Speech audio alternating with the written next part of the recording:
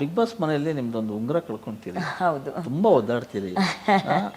ಉಂಗುರದ ಒಂದು ಸಣ್ಣ ಕಥೆ ಹೇಳಿ ನಮ್ಮ ಆಡಿಯನ್ಸ್ಗೆ. ಚಿನ್ನದ ಉಂಗುರ ಅಲ್ವಾ ಸರ್, ಹಾಗಾಗಿ ಚಿನ್ನದ ಬೆಲೆ ರೇಟ್ ಬಹಳ ಜಾಸ್ತಿ ಆಗ್ತಾ ಇದೆ ದಿನ ದಿನ. ಮತ್ತೆ ಅದೊಂದು ಗಿಫ್ಟ್ ಬಂದಿದ್ದು ಉಂಗುರ ಆಗಿತ್ತು, ಹಾಗಾಗಿ ಅದ್ರ ಬಗ್ಗೆ ಒಂದ್ ಸ್ವಲ್ಪ ಒಂದು ಭಾವನಾತ್ಮಕ ಸೆಳೆತ ಇತ್ತು ಅದ್ರ ಜೊತೆಗೆ, ಹಾಗಾಗಿ ಅಷ್ಟೇ. 84ರಿಂದ 50 kg ಬಂದೆ, ಆಮೇಲೂ ಸಣ್ಣಗೆ ಫಿಟ್ ಆಗಿದ್ದೀನಿ. ಅದಕ್ಕೆ ನಾನು ಯೂಸ್ ಮಾಡ್ತಾ ಇರೋದು ಜೀನಿ ಸ್ಲಿಮ್. ಸಣ್ಣ ಆಗಕ್ಕೆ ಜೀನಿ ಸ್ಲಿಮ್ ಯೂಸ್ ಮಾಡದೆ ಹೆಲ್ದಿನೂ ಅದೇ.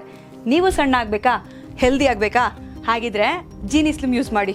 ಅದಕ್ಕೆ ಸಂಬಂಧಪಟ್ಟಂಗೆ ಇನ್ನೊಂದು ಪ್ರಶ್ನೆ. ಸುದೀಪ್ ಸರ್ ನಿಮ್ಮ ತಪ್ಪುಗಳನ್ನ ಎತ್ತಿ ಹೇಳ್ತಾರೆ, ಖಡಕ್ಕಾಗಿ ವಾರ್ನಿಂಗ್ ಕೊಡ್ತಾರೆ, ಅದಕ್ಕೆ ನೀವು ಕ್ಷಮೆ ಕೇಳ್ತೀರಿ, ಆಮೇಲೆ ಏನೋ ತುಂಬ ಭಾವುಕರಾಗ್ತೀರಿ, ಎಲ್ಲ ನಿಜ. ಕೊನೆಗೆ ಕಿಚ್ಚನ ಚಪ್ಪಾಳೆ ಕೂಡ ನಿಮಗೆ ಸಿಗುತ್ತೆ. ಸಿಕ್ಕಾಗ ಅವರೊಂದು ನಿಮಗೆ ಗಿಫ್ಟ್ ಕೊಡ್ತಾರೆ, ಕಿವಿಯೋಲೆ. ಹೊಸ ವರ್ಷದ ಇದಕ್ಕೆ ಅವರು ಕಿಚನ್ ಚಪ್ಪಾಳೆ ಸಿಕ್ಕಿರ್ಲಿಲ್ಲ, ಬಟ್ ಬರ್ತಾ ಚಪ್ಪಾಳೆ ತಟ್ಟಿ ಕಳಿಸಿದ್ರು ಸುದೀಪ್ ಸರ್. ಅದೊಂದು ಸಮಾಧಾನ. ಜೊತೆಗೆ ಅದೇ ಹೊಸ ವರ್ಷಕ್ಕೆ ಇಡೀ ಮನೆಯವ್ರಿಗೆ ಎಲ್ಲಾರ್ಗು, ನೀವ್ ಅಂದ್ರಲ್ಲ ಎಲ್ಲಾರ್ಗು ಜೋಡಿ ಇತ್ತು, ಎಲ್ಲಾರ್ಗು ಟೀಮ್ ಇತ್ತು, ಹಾಗಾಗಿ ಅವ್ರು ಒಬ್ಬರಿಗೊಬ್ರು ಗಿಫ್ಟ್ ಕೊಟ್ಕೊಳ್ತಾ ಇದ್ರು.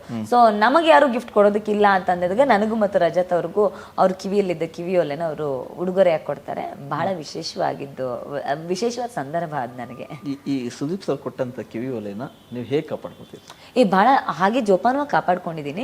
ಅದನ್ನ ಬಳಸಬಾರ್ದು ಅಂತಿದೆ, ಒಂದಷ್ಟು ಕಲ್ಪನೆ ಇದೆ. ಸುದೀಪ್ ಸರ್ದೇ ಒಂದು ಆಕ್ರೆಲಿಕ್ ತರದ್ ಯಾವ್ದಾದ್ರು ಒಂದು ಮೂಮೆಂಟ್ ಮಾಡಿ ಅವ್ರ ಕಿವಿಗೆ ಅದನ್ನ ಹಾಕಿ ಅದನ್ನ ಹಾಗೆ ಜೋಪಾನವಾಗಿ ಕಾಪಾಡ್ಕೋಬೇಕು ಅನ್ನೋದೊಂದಷ್ಟು ಕಲ್ಪನೆ ಇದೆ.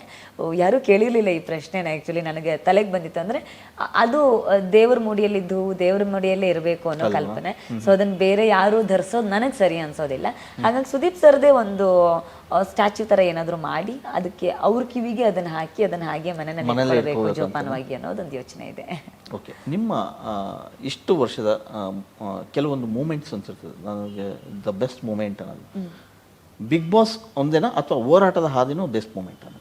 ನನ್ನ ಬದುಕಿನಲ್ಲಿ ಹೋರಾಟದ ಹಾದಿಯೇ ನನಗೆ ಯಾವಾಗಲೂ ನನ್ನ ಬದುಕಿನ ಅತ್ಯಮೂಲ್ಯವಾಗಿರ್ತಕ್ಕಂಥ ಮೂಮೆಂಟು. ಸಮಾಜಕ್ಕೋಸ್ಕರ ಧ್ವನಿಯಾಗೋದು, ಸಮಾಜದ ಜೊತೆಗೆ ನಿಲ್ಲೋದೇ ನನ್ನ ಬದುಕಿನ ಧ್ಯೇಯ ಮತ್ತು ಬದ್ಧತೆ.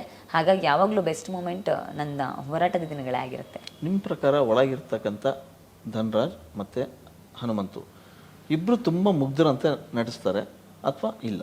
ಇಲ್ಲ, ಮುಗ್ಧರು ಅಂತ ನಾನು ಖಂಡಿತ ಒಪ್ಕೊಳ್ಳೋದಿಲ್ಲ. ಇಬ್ರು ಬುದ್ಧಿವಂತರೆ, ಇಬ್ರು ಒಳ್ಳೆ ಆಟಗಾರರೇ.